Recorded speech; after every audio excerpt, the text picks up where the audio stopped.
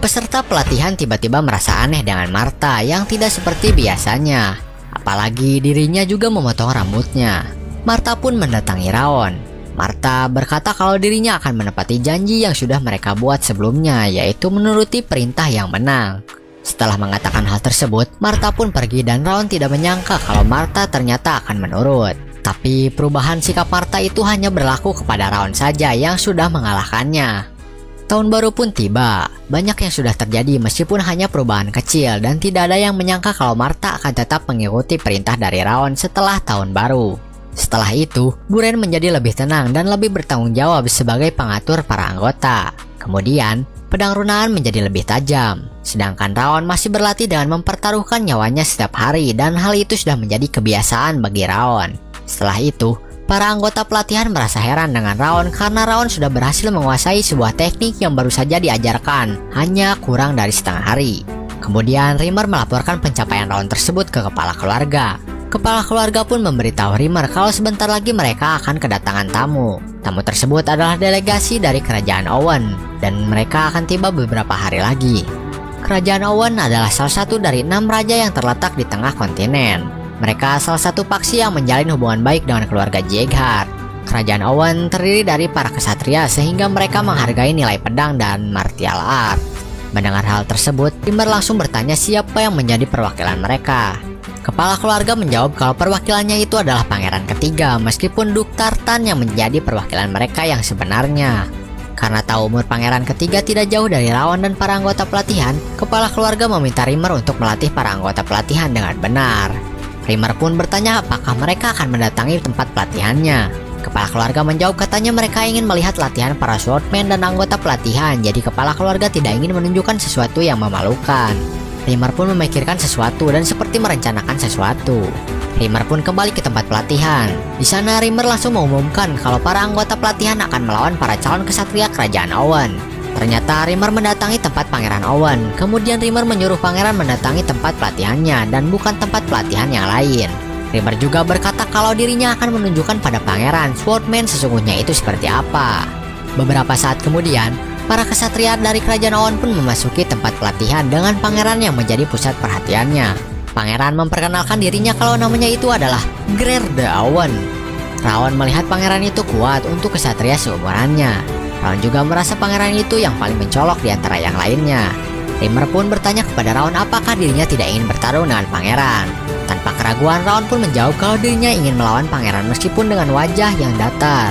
Raon juga berpikir kalau itu adalah saat yang tepat untuk melatih teknik yang baru saja dia pelajari. Karena Raon setuju, maka mau tidak mau anggota lainnya juga harus setuju sehingga duel akan dilakukan dalam 20 pertandingan. Rimmer menyuruh mereka untuk mengikuti perintah Raon dan pilihlah orang-orang yang akan bertarung. Selain itu, Rimmer juga memberitahukan kalau dirinya itu bertaruh dengan kerajaan Owen, di mana taruhannya itu adalah gajinya selama sebulan, sehingga Rimmer mengancam para anggota kalau sampai kalah. Setelah itu, Raon sudah beres memilih partisipan dalam duel dan menyuruh yang ikut untuk mencari tahu tentang lawan yang akan mereka hadapi. Selain itu, Raon juga memberikan sedikit kata-kata motivasi untuk anggota yang lain sebagai ketua pelatihan. Raon berpikir pertandingan pertama itu sangat penting untuk meningkatkan semangat para anggota sehingga orang pertama yang ditunjuk untuk duel itu adalah Martha. Martha pun menyetujuinya dan langsung masuk ke arena duel. Lawan Martha dalam duel itu adalah seorang laki-laki yang memiliki tinggi badan yang jauh dari Martha. Kesatria tersebut pun memperkenalkan dirinya kalau namanya itu adalah Tarse. Meskipun memiliki perbedaan tubuh yang cukup besar, Martha pun masih percaya diri kalau dirinya akan memenangkan pertandingan. Pertandingan Martha dengan Tarse pun dimulai. Pangeran yang memperhatikan pertandingan tersebut pun berpikir kalau tempat pelatihan Raon ini adalah tempat pelatihan yang berisikan orang-orang berbakat, tidak seperti pelatihan yang lainnya. Kemudian Duke pun bertanya kepada Rimmer apakah alasan Rimmer menemuinya itu adalah untuk memperlihatkan kemampuan anak didiknya. Rimmer menjawab kalau itu adalah kesempatan langka untuk bisa melawan para kesatria dari salah satu dari Six King, sehingga Rimmer merasa itu bisa dijadikan sebagai pembelajaran bagi para anggota pelatihan. Kemudian Rimmer mengajak Duke bertaruh untuk memberikan hadiah pada pemenangnya. Tapi Duke sedikit meremehkan anak didik Rimmer dengan bertanya apakah mereka bisa menang melawan para kesatria kerajaan Owen. Rimmer pun menjawab kalau dirinya percaya pada para anak didik yang dia latih. Kita kembali lagi ke Martha yang sedang bertarung. Martha terus-terusan menyerang Tarse sampai pedang Tarse pun patah dan Tarse juga tidak menyangka kalau Martha bisa sekuat itu. Setelah itu Martha memberikan satu serangan lagi yang membuat duel tersebut berhasil dimenangkan oleh Martha. Sementara itu, Raon terkejut melihat swordsmanship Martha yang tidak menjadi lebih lembut setelah melawannya, tapi justru kecepatan dan kekuatannya meningkat. Kemudian duel-duel pun terus berlangsung sampai dimana duel ke-18 pun akan segera dimulai, yang dimana partisipannya itu adalah Runaan melawan Idalia. Idalia berkata kalau dirinya tidak suka ekspresi wajah kosong Runaan dan langsung mengeluarkan auranya. Sementara itu Runaan berkata kalau dirinya tidak suka api, kemudian mengeluarkan auranya juga. Setelah itu, duel pun dimulai dan mereka langsung beradu pedang. Adu pedang tersebut membuat efek kabut di sekitar mereka. Runaan memanfaatkan kabut tersebut untuk menyerang secara diam-diam. Idalia merasakan hawa keberadaan Runaan pun mencoba menyerangnya, namun ternyata di tempat Idalia menyerang itu tidak ada Runaan. Dan Idalia berpikir apakah hal tersebut hanya ilusi saja. Setelah itu Runaan pun muncul di belakang Idalia sambil menodongkan pedangnya. Dan begitu, duel ke-18 berhasil dimenangkan oleh Runaan. Idalia pun berkata kalau pertarungannya barusan itu adalah pertarungan yang hebat. Tapi Runaan mengabaikannya dan langsung menghampiri Raon dan bertanya apakah Raon melihatnya bertarung atau tidak. Raon pun menjawab kalau teknik footwork Runaan menjadi lebih baik dari sebelumnya. Kemudian Runaan pun berterima kasih lalu duduk di samping Raon. Setelah itu duel ke-19 antara Buren dan Sherun pun dimulai. Mereka saling memperkenalkan diri mereka masing-masing terlebih dahulu. Lalu mereka pun langsung memulai saling menyerang. Buren merasa kalau skill mereka itu mirip, sehingga kalau lengah sesaat saja, maka dirinya akan kalah.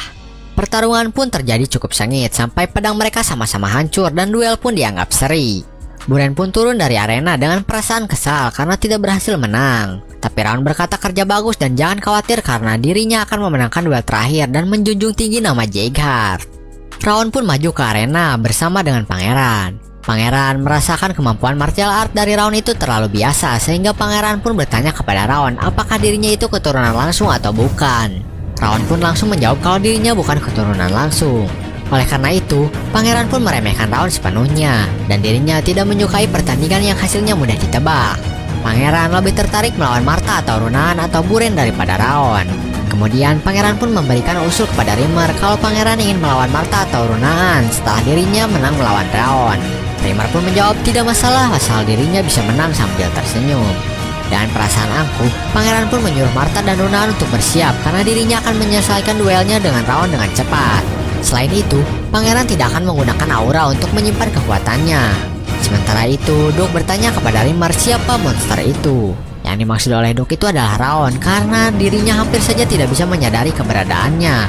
Rimmer pun berkata ternyata Doug sadar. Dan oleh karena itu, kenapa tidak mengingatkan Pangeran karena Pangeran sangat meremehkan Raon.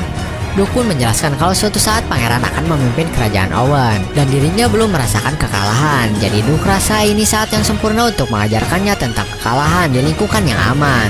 Tapi Pangeran itu kuat, bahkan Swordman Genius saja tidak bisa mengalahkannya. Rimmer tidak sependapat dengan pernyataan Doug barusan dan mengajaknya bertaruh lagi di mana yang kalah harus mentraktir minum. Isi taruhannya itu adalah Raon akan menang melawan Pangeran hanya dalam 5 serangan saja atau tidak. Pertarungan pun dimulai dan Raon langsung maju menyerang Pangeran. Dengan satu serangan barusan, Raon berhasil mengalahkan Pangeran sampai membuat Doug terkejut. Ternyata tidak butuh 5 serangan, tapi hanya dengan satu serangan untuk mengalahkan Pangeran yang meremehkannya. Pangeran pun baru merasakan kalau dirinya itu salah menilai kalau Raon dikirim paling akhir itu karena ada alasan. Pangeran juga menganggap kalau Raon itu jenius yang asli. Doug pun berkata kepada Rimmer kalau Raon itu hanya seorang anggota pelatihan, tapi kenapa teknik footwork dan swordmanship dia sudah sempurna. Rimmer menjawab karena itulah dirinya berkata kalau Raon akan menang. Sementara itu Pangeran menghentikan Raon yang ingin turun dari arena dan berkata kalau dirinya masih belum selesai. Kemudian Pangeran berkata kembali kalau dirinya belum menunjukkan skillnya. Kalau dirinya menggunakan skill dari awal, maka bisa saja menang. Setelah itu Martha menyela perkataan Pangeran kalau Pangeran seharusnya mengakui kalau dirinya sudah kalah dan jangan bersikap manja dan menggonggong terus seperti anjing. Kemudian Martha juga berkata kalau dirinya mencoba bersikap baik pada Pangeran dan menyuruh Pangeran pergi karena sudah kalah. Idalia pun ikut-ikutan berbicara kepada Martha kalau Martha diminta menjaga ucapannya kepada Pangeran. Martha pun menjawab kalau Pangeran itu dari keluarga kerajaan dan dirinya keturunan langsung keluarga Jeighard. Jadi kenapa dirinya harus sopan? Setelah itu Rimmer pun menengahi mereka semua dan meminta semuanya mendengar pendapat Raon terlebih dahulu. Raon pun berkata kalau tidak ada alasan lagi untuk melanjutkan karena duel tersebut sudah selesai dan taruhannya pun sudah dimenangkan. Kemudian Pangeran pun berteriak kalau dirinya mengakui kekalahannya dan mengakui kalau dirinya salah menilai serta meremehkan Raon sebelum pertandingan dimulai. Selain itu, Pangeran juga merasa malu tapi Pangeran masih ingin bertarung dengan Raon sekali lagi dengan serius supaya tidak menyesal seumur hidup. Pangeran juga sampai memohon kepada Raon untuk bertarung lagi dengannya. Raon tidak menyangka kalau pangeran akan meminta maaf dan menurunkan pedangnya. Raon berpikir pangeran itu hanyalah pangeran yang angkuh. Oleh karena itu, Raon pun menyetujui ajakan pangeran untuk terakhir kalinya. Pertandingan pun dimulai kembali. Kali ini pangeran langsung mengeluarkan segenap kemampuannya. Ternyata Raon juga masih menyembunyikan kekuatannya dan kali ini pangeran yang menyerang terlebih dahulu. Raon bisa menahan semua serangan pangeran dan tidak mundur sedikit pun. Kemudian pangeran hendak mengeluarkan teknik yang hanya diwariskan kepada penerus keluarga kerajaan Owen. Raon sudah siap menerima serangan dari pangeran dan menyuruhnya untuk maju menyerang. Raon pun menggunakan Ring of Fire sebagai pertahanan yang membuat pangeran sedikit kaget karena aura api emas Raon.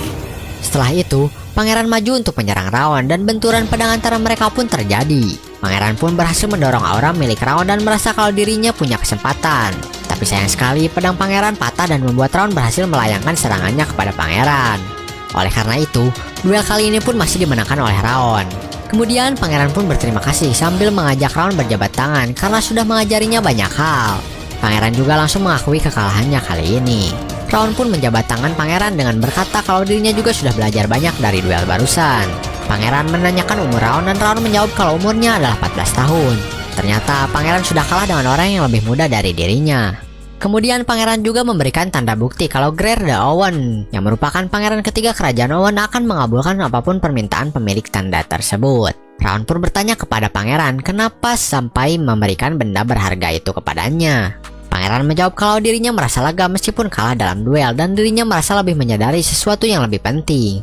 Setelah berkata demikian, pangeran pun pergi, kemudian Raon juga pergi.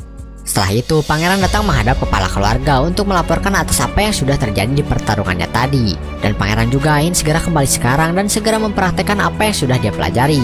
Di perjalanan pangeran pulang, Duke bertanya kenapa dirinya mengeluarkan teknik rahasia keluarga kerajaan Owen. Duke rasa itu terlalu berlebihan dan seharusnya disembunyikan saja. Pangeran pun mengakui hal tersebut berlebihan. Kemudian Duke berkata kembali bukan itu saja, tapi dirinya memberikan relik itu juga kepada Raon. Pangeran menjawab itu hanya sebagai tanda untuk membalas kebaikan Raon saja karena mau berduel lagi dengan pangeran. Selain itu, Raon juga menunjukkan teknik yang perlu diperhatikan sehingga anggap saja relik yang diberikannya itu sebagai investasi. Karena dengan kemampuan Raon, dia bisa saja menjadi orang terkuat di negara dan pangeran berniat menjadikannya kawan. Pangeran juga sangat penasaran akan sekuat apa Raon nanti ketika mereka bertemu kembali. Di lain sisi, Raon sedang diberikan ucapan selamat oleh anggota lainnya atas kemenangannya tadi. Sementara itu, bagi pelayan, kepala keluarga terlihat senang melihat cucunya yang diakui oleh pangeran negara lain karena dirinya sangat jarang melihat kepala keluarga bisa tersenyum, apalagi senyuman di wajahnya itu hangat. Kepala keluarga pun menyangkal hal tersebut dan berpikir kalau pelayan sudah tua sehingga dirinya salah paham. Selain itu, ternyata ada suatu hal yang cukup penting yang telah disampaikan oleh Duke dari kerajaan Owen kepada kepala keluarga, di mana para Five Demon sudah mulai bergerak. Kemudian kita dialihkan kembali ke tempat pelatihan. Rimmer memberikan pujian kepada para anggota pelatihan. Rimmer juga mengumumkan kalau minggu depan mereka akan melaksanakan latihan khusus yang dimana mereka semua akan melakukan pertarungan sungguhan, sehingga mereka semua diminta untuk bersiap melihat darah. Ternyata di wilayah selatan Jaeger ada bandit gunung yang menyebut diri mereka sebagai Snow Tiger Claw. Mereka mendapatkan uang dari pajak yang diberikan oleh orang-orang yang melewati pegunungan. Namun belakangan ini mereka menjadi semakin ganas. Mereka sudah mencuri barang dari pedagang dan juga membunuh orang. Tadinya para peserta pelatihan ditugaskan untuk menghabisi mereka, tapi misinya diubah menjadi melacak dan menghabisi mereka karena para bandit sudah menyergap sebuah desa dan membunuh para warga, kemudian membakarnya. Rimmer memperingatkan semuanya untuk tidak boleh lengah karena para bandit itu pengguna aura yang cukup terkenal dulunya, dan mereka semua akan berangkat besok sore ke wilayah selatan. Setelah itu, Runan masih berlatih untuk persiapan besok, tapi Runan merasa dirinya tidak ada kemajuan. Kemudian Runan berpikir untuk menanyakannya kepada Raon, tapi tidak jadi karena tidak mau mengganggunya. Setelah berlatih, Runan pun berniat pulang ke rumahnya, tapi di jalan Runan dipanggil oleh seseorang dan orang tersebut adalah kakaknya yang bernama Syria.